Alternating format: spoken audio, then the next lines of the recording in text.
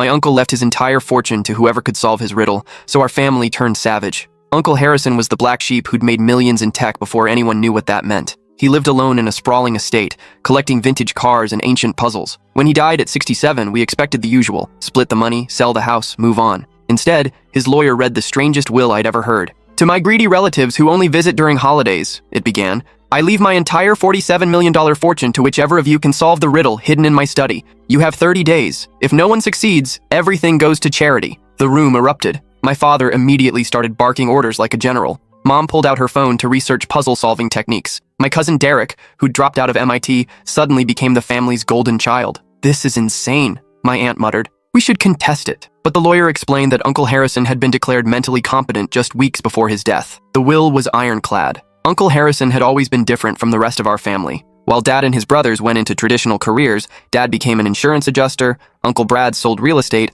Uncle Mike worked construction. Harrison had dropped out of college in 1979 to write software for companies that barely understood what computers could do. Everyone thought he was throwing his life away. "He's living in a fantasy," I'd heard my grandfather say more than once. "Programming isn't a real job." But Uncle Harrison had seen something others missed. By 1985, he was consulting for Fortune 500 companies. By 1990, he'd sold his first software company for $3 million. He'd sold 2 more companies by 2000, each for increasingly absurd amounts of money. The family had gone from pitying him to being vaguely resentful of his success. The irony was that Uncle Harrison had tried to share his wealth over the years. He'd offered to pay for Derek's education when he dropped out of MIT. He'd given my parents a down payment for their house when Dad lost his job in 2008. He'd quietly paid medical bills for family members who couldn't afford them. But he'd done it all discreetly, never making anyone feel like charity cases. What people didn't know was how lonely his success had made him. I'd figured this out during our last conversation, 6 months before he died. He'd called to congratulate me on my college graduation, and somehow we'd ended up talking for 3 hours about everything except my degree. "Do you know why I never married?" he'd asked suddenly. "You never met the right person?" "I met several right people, but I could never tell if they loved me or loved what I could buy them." His voice had been sad, tired. "Money changes everything, kiddo, even when people don't mean for it to." That first day, we all played nice. We toured his study together, a room filled with thousands of books, antique globes, and display cases of mechanical puzzles. On his massive oak desk sat a single note: "Where shadows dance but never tire, and words hold power none require, the answer waits where stories sleep, but only one may take and keep." "It's obviously about the library," Derek announced confidently. "Shadows dance between the books. Words hold power." "No," Dad interrupted. "It's about the basement. That's where the shadows would dance with the lighting." My cousin Tommy, barely 18 and just starting college, raised his hand tentatively. "What if it's not metaphorical? What if there are actual shadows dancing somewhere?" The adults looked at him like he'd suggested we consult a magic 8-ball. Tommy had always been the quiet one in our family, more interested in art than business, more observer than participant. But Uncle Harrison had always made time for him, encouraging his painting and asking about his latest projects. "That's actually not a bad thought," I said. But Derek was already explaining why Tommy's interpretation was naive. By day 3, the politeness cracked. I caught Derek sneaking into the house at 2 a.m. with a metal detector. Mom had enlisted a team of literature professors to analyze every book. Dad hired a construction crew to check for hidden compartments. What I hadn't mentioned was how quickly the house itself became a war zone. Family members had claimed territories like rival gangs. Derek had set up a command center in the dining room, complete with whiteboards covered in cryptographic analysis and timeline charts. Mom and Aunt Linda had taken over the living room, spreading research materials across every surface. Dad and Uncle Brad had commandeered the kitchen, using it as a staging area for their increasingly destructive search methods. The worst part was watching Uncle Harrison's carefully maintained home get systematically destroyed. He'd spent decades collecting beautiful things: antique furniture, rare books, delicate art pieces. Within a week, family members were moving everything without permission, searching for hidden compartments that probably didn't exist. I found my cousin Emma, Tommy's older sister, carefully cutting open the binding of a first-edition Dickens novel. "Emma, what are you doing?" She looked up, utility knife in hand. "Checking for hidden pages. This book is worth $15,000. Perfect place to hide something important. You're destroying it. It'll be worth a lot more than $15,000 if there's a clue inside." She went back to her methodical destruction. "Besides, once we find the answer, we can afford to replace it." Emma had always been practical to a fault, the cousin who balanced checkbooks at family gatherings and reminded everyone about tax deadlines. But watching her slice apart Uncle Harrison's beloved books felt like watching someone desecrate a grave. My cousin Jessica, who'd been sweet at the funeral, accused me of stealing her research notebook.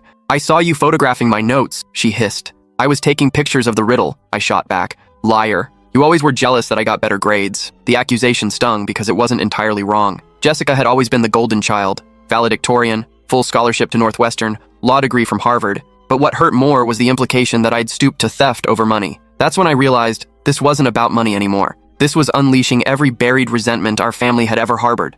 Mom and Dad stopped speaking after he caught her secretly meeting with a puzzle expert she'd found online. "We agreed to work together," he said coldly. "You agreed," she replied. "I never did." The expert Mom had hired was Dr. Elizabeth Chen, a linguistics professor who specialized in riddles and wordplay. She charged $200 an hour and had a 73% success rate with complex puzzles. What Mom didn't know was that Dad had hired the same woman the previous day, creating an ethical conflict that Dr. Chen resolved by refusing to work with either of them. My teenage sister started charging family members $20 to search her room, claiming she might have hidden clues there. My grandmother changed the locks on her house, convinced someone would break in to torture Uncle Harrison's secrets out of her. Grandma Betty was 91 and had been Uncle Harrison's favorite relative. He'd called her every Sunday for 40 years, visited her twice a week, and handled all her finances since Grandpa died. If anyone had inside information about the riddle, it would be her. But when family members started showing up at her retirement community with flowers and desperate questions, she'd panicked and called security. "They're acting like vultures," she told me during one of my visits. "Harrison always said this family would show its true colors if money was involved."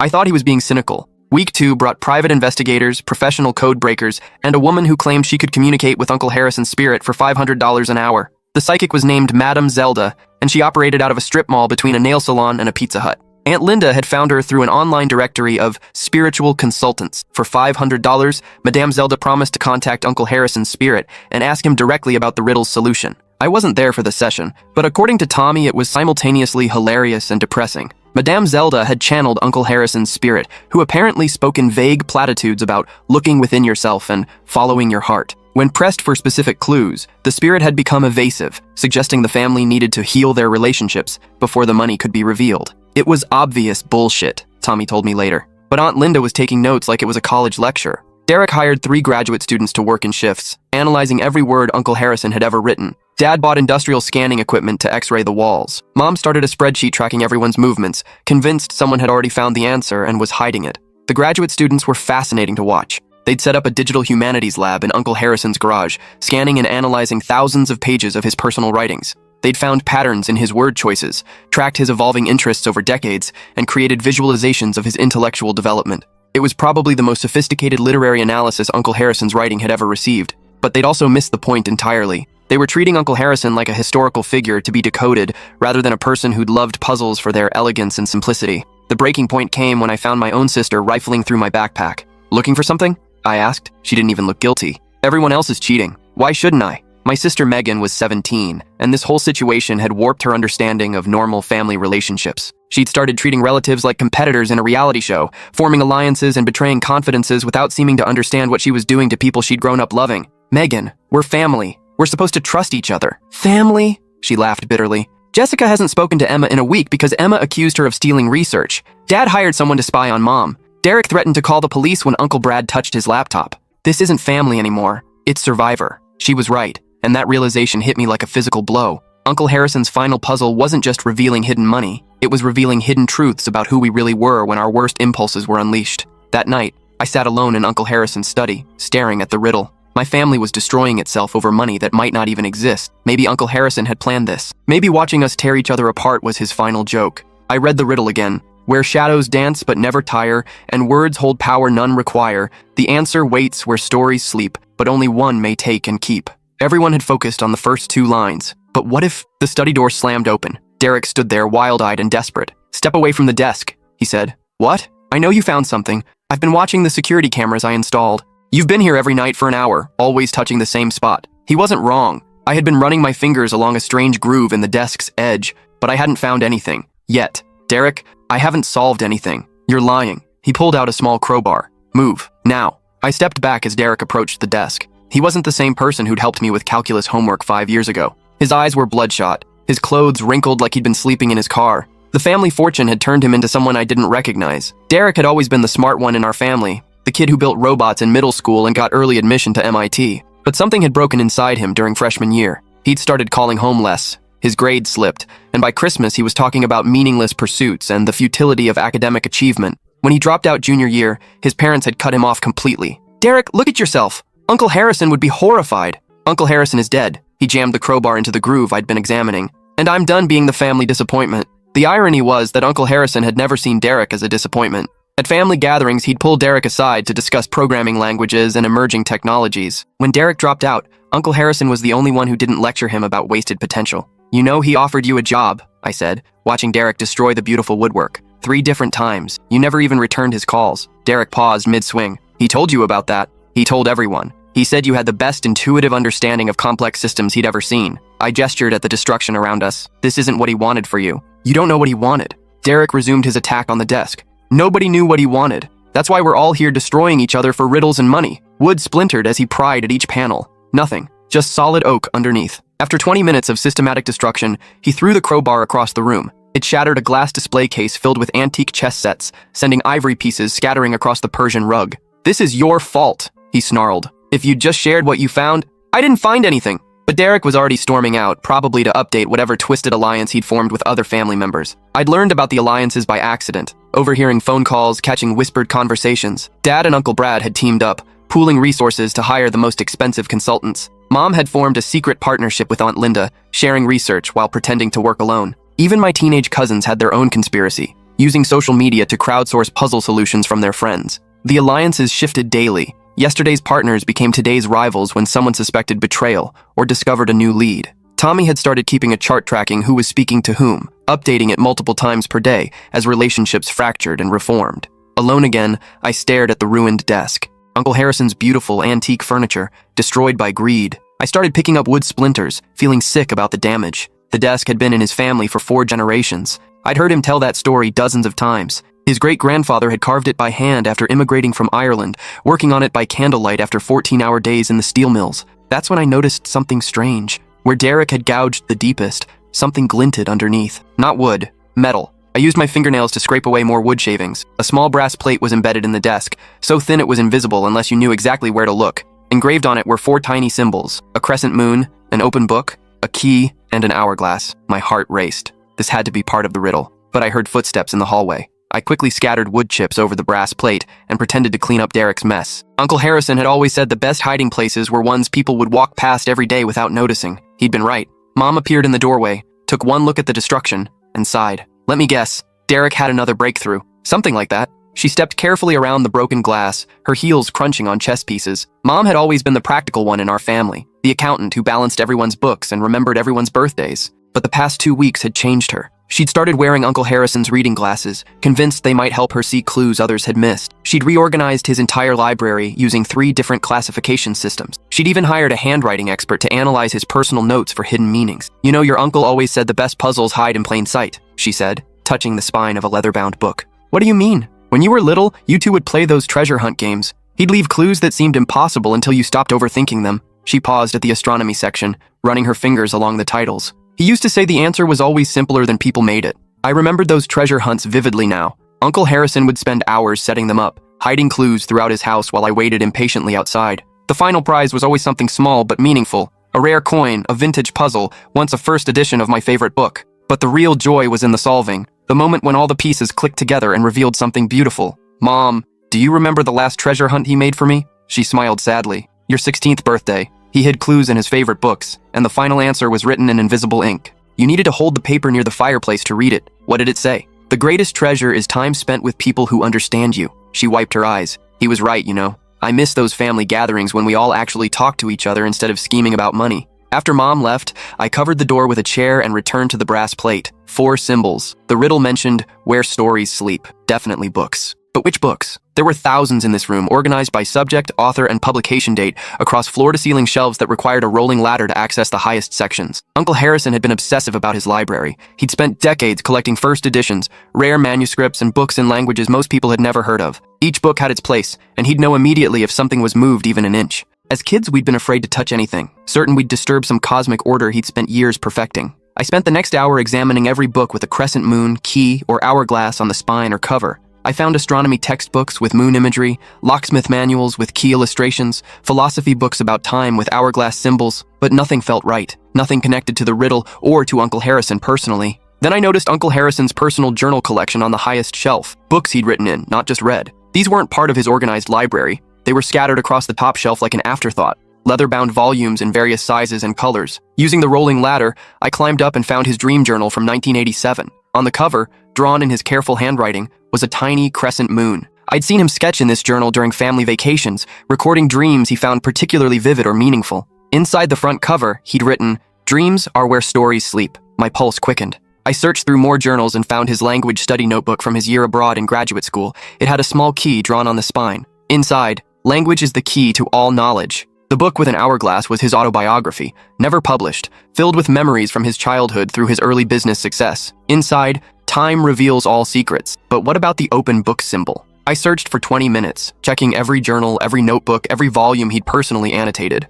Nothing matched the fourth symbol. Then I realized it wasn't a book I needed to find. It was a book I needed to open, or maybe something that opened like a book. I climbed back up and examined the bookshelf itself more carefully. Uncle Harrison had designed much of this room personally, working with craftsmen to create custom shelving and hidden storage. Behind where the 3 journals had been sitting was a small carved symbol, an open book. I pressed it. Click. A section of the bookshelf swung inward on hidden hinges, revealing a space the size of a walk-in closet. The hidden chamber was lit by a single overhead bulb and contained another desk, much smaller than the destroyed one in the main study. The walls were covered with photographs, family pictures going back decades, including many of me and Uncle Harrison working on puzzles together. On the desk was a single drawer with an old-fashioned keyhole. Taped to the top was a small brass key, the same key Derek had tried to steal from Uncle Harrison's safe during the funeral reception, not knowing what it unlocked. Inside the drawer was a manila envelope and a letter in Uncle Harrison's careful handwriting. Congratulations, you solved the riddle not through brute force or expensive consultants, but by remembering who I really was. You understood that this was never about cryptography or hidden compartments,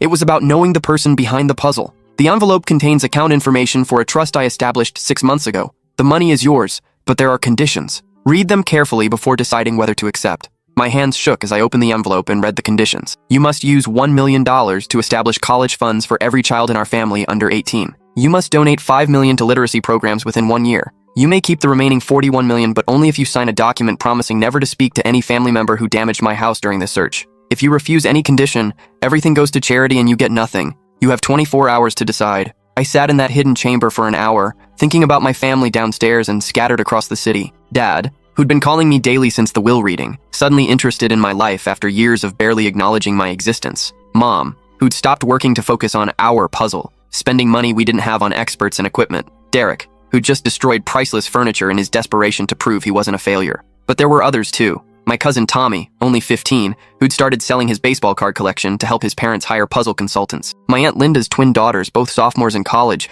who dropped out for the semester to focus on the riddle full-time. My cousin Brad Jr., who'd taken unpaid leave from his job as a paramedic, convinced this was his family's ticket to financial security. They weren't bad people, but they'd become strangers, consumed by the possibility of instant wealth and blinded by their own desperation. I heard shouting from downstairs, then breaking glass, more shouting. The sounds echoed through the house. Uncle Harrison's peaceful sanctuary turned into a battleground. When I finally climbed down from the hidden chamber, carefully closing the secret door behind me, I found chaos in the kitchen. Dad and Derek were in a screaming match while Mom cried at the table. My Aunt Linda was on her phone with someone, probably her lawyer. Uncle Brad paced by the windows, gesticulating wildly as he talked to Derek's hired graduate students. Emma sat in the corner, still methodically destroying books, now working on a collection of poetry that Uncle Harrison had annotated by hand. Tommy stood by the back door, looking like he wanted to escape. Jessica was nowhere to be seen, probably at her hotel researching legal precedents for contesting wills. I know one of you found something, Dad was yelling. The timeline doesn't add up. Someone's been lying for days. Maybe because you hired people to follow us,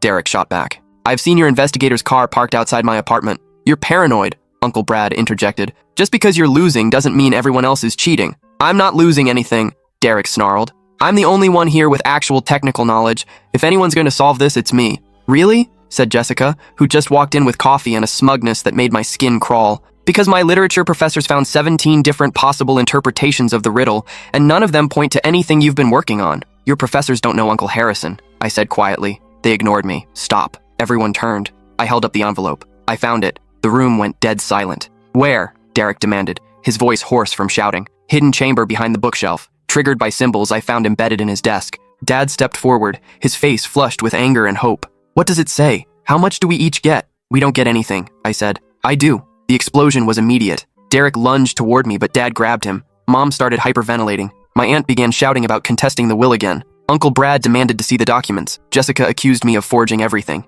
Through the chaos, I heard my phone buzzing. Text messages from family members who weren't even here, cousins from out of state who'd heard the news, Uncle Harrison's elderly sister demanding updates, my brother who was deployed overseas but somehow monitoring the situation through social media. But, I continued when the shouting died down, there are conditions. I read them Uncle Harrison's requirements. The room fell silent again as they processed what this meant. So you have to choose, Mom said slowly. wiping her tears. The money or us? I looked around at my family. Derek with his bloodshot eyes and desperate edge. Dad with his clenched fists and barely controlled rage. Mom with her mascara running and her hands shaking. These people who'd spent 3 weeks lying to each other, stealing from each other, destroying Uncle Harrison's beautiful home in their greed. But I also saw Emma, who'd looked up from her book destruction with shame in her eyes. Tommy, who'd never wanted any part of this competition, but had been dragged into it by circumstance. Even Derek, whose desperation came from years of feeling like a disappointment, not from inherent cruelty. These weren't evil people. They were desperate people who'd lost themselves in the promise of easy money. Uncle Harrison had known this would happen. He'd designed it to happen. Actually, I said, I think Uncle Harrison gave me a third option. I pulled out my phone and called his lawyer. Mr. Peterson, it's me. I solved the riddle, but I want to modify the conditions. Yes, I understand I'm entitled to do that under Section 12 of the trust agreement. Here's what I want to propose. I told him my plan. Everyone listened, their faces shifting from anger to confusion to cautious hope. Here's what's going to happen, I announced after hanging up. I'm taking the money, all of it. But I'm also going to sue every single one of you for property damage to Uncle Harrison's estate. The shouting started again, but I held up my hand. Unless, I continued, you agree to my terms. I'd spent 3 weeks watching my family destroy themselves for money. Now I was going to use that money to put them back together. First, everyone apologizes to everyone else. Not fake apologies, real ones. Derek, you apologize to Uncle Harrison's memory for destroying his furniture. Dad, you apologize to Mom for hiring someone to spy on her. Mom, you apologize to all of us for lying about working alone. Everyone apologizes for what they've said and done these past 3 weeks. They looked skeptical, but desperate enough to nod. Second, we're having family dinners again. Real ones. Every Sunday for the next year. No phones, no business talk, no mention of money or inheritance or who deserves what. And if we refuse? My aunt asked, her voice carefully controlled. Then I keep Uncle Harrison's original conditions. I take the money and never speak to any of you again. And I pursue maximum damages for the destruction of his property. The room was quiet for a long time. Through the windows, I could see Uncle Harrison's garden where we'd played as children, now trampled by construction crews looking for buried clues. Derek was the first to speak. I'm sorry, he said, looking directly at me. I threatened you with a crowbar over money that wasn't even mine. That's not who I want to be. His voice cracked on the last words. This was the cousin who'd taught me chess, who'd patiently explained mathematical concepts when I struggled with homework, who'd driven 6 hours to attend my high school graduation, even though he was in the middle of finals. I'm sorry too, Mom said, turning to Dad. I hired my own investigator to follow you because I thought you were hiding something from me. That was wrong. I did hide something, Dad admitted. I took out a second mortgage on our house to pay for the construction crew. I didn't want you to worry. One by one, they all apologized. Some were stilted and awkward,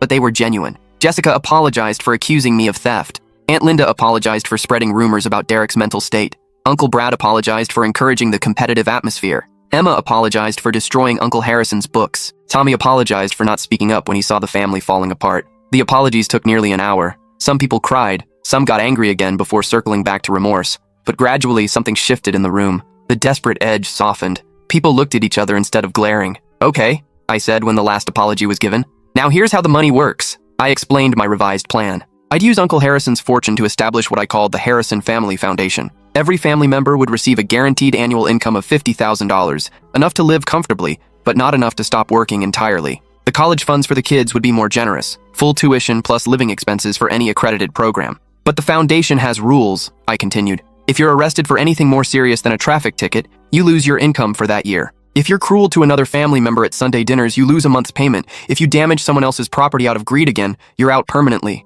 Who decides what counts as cruel? Mom asked. All of us. Majority vote, including the kids once they turn 16. What about the rest of the money? Derek asked. 10 million goes to literacy programs like Uncle Harrison wanted. 5 million stays in reserve for family emergencies, medical bills, natural disasters, genuine crises. The remainder funds the annual payments and gets reinvested to keep the foundation sustainable. It wasn't perfect, but it was fair. Uncle Harrison had wanted to teach us something about family and greed. I was making sure we learned the lesson without destroying ourselves in the process. Dad raised his hand like we were in a meeting. What if someone doesn't want to participate? What if they'd rather just take their share and leave? There are no shares, I said. That's the point. Uncle Harrison left everything to one person, me. But I'm choosing to create something that benefits everyone, as long as everyone participates in good faith. And if the foundation fails? Aunt Linda asked. If you die or become incapacitated? I've already spoken to Mr. Peterson about that. There's a succession plan. The foundation continues under professional management, but the family payments stop if the Sunday dinner requirement isn't maintained. It was manipulative, I realized. I was using Uncle Harrison's money to force my family to stay connected, but maybe that's what we needed. Maybe some manipulation was justified if it prevented us from drifting apart forever. The conversation continued for another 2 hours. We worked out logistics, discussed concerns, negotiated details. It felt like the first real family meeting we'd had in years, everyone contributing instead of competing. Finally, we put it to a vote. Unanimous approval, though Derek abstained rather than voting yes. "I need time to think about this," he said. "Not about the money, about whether I can trust myself to be the person you're asking me to be." "You have until next Sunday," I said. That's when we start the dinners. 3 days later, Derek showed up at my apartment with a bottle of wine and a resignation letter from his job at a tech support call center. "I've been thinking about what Uncle Harrison said to me the last time we talked," he said as I poured the wine. "He told me that intelligence without purpose is just sophisticated despair. What are you going to do? Go back to school, finish my degree. Uncle Harrison was right. I do understand complex systems. I just need to find ones worth understanding." The first Sunday dinner was awkward. Nobody knew how to act normal after 3 weeks of treating each other like enemies. Tommy brought a card game. Jessica brought homemade bread as a peace offering. Derek showed up with flowers for Mom, apologizing again for the private investigator incident. But slowly, we remembered how to be a family. Tommy told us about his art classes. Emma shared her plans for medical school. Jessica talked about leaving corporate law to work for a nonprofit. Even Dad and Uncle Brad managed to have a conversation that didn't involve business or money. By the 5th Sunday dinner, it felt natural again. We were telling stories, sharing problems, celebrating each other's successes. The foundation payments had given everyone breathing room to pursue what they actually wanted, instead of what they thought would pay the bills. 6 months later, we gathered for Uncle Harrison's estate sale. We were selling the house. None of us could afford to maintain it properly, and the memories were too complicated. But we'd kept Sunday dinners religiously. Derek had gone back to MIT and was thriving. Dad and Mom were seeing a marriage counselor. My teenage sister had stopped charging people to search her room and started volunteering at the literacy center I'd funded. The estate sale was surreal. Strangers walked through Uncle Harrison's home, examining his possessions with the cold eye of potential buyers. They didn't know the stories behind the objects, which puzzle had taken him 6 months to solve, which book had changed his worldview, which painting he'd stared at for hours when he was feeling lonely. A dealer in antique furniture bought Uncle Harrison's restored desk for $12,000, having no idea it had once hidden the answer to a $47 million riddle. The brass plate was still there, invisible unless you knew exactly where to look. I'd decided to leave it as Uncle Harrison's final secret. As we watched people bid on Uncle Harrison's belongings, Derek stood beside me holding a catalog. "Do you ever regret it?" he asked. "You could have taken all $47 million and never dealt with us again." I watched Dad help Mom carry a box of Uncle Harrison's books to her car, books the auction house had deemed too common to sell. They were laughing about something, probably one of Uncle Harrison's terrible puns written in the margins. "No," I said. "Uncle Harrison was right. The best puzzles hide in plain sight." "What do you mean?" "The real riddle wasn't about finding hidden money. It was about finding a way to keep our family together despite the money." Derek smiled. The first genuine smile I'd seen from him since before he dropped out of college. He would have liked that interpretation. "Yeah," I agreed. He really would have. As we drove away from the estate for the last time, I thought about Uncle Harrison's final lesson. He'd shown us who we really were when faced with sudden wealth, petty, desperate,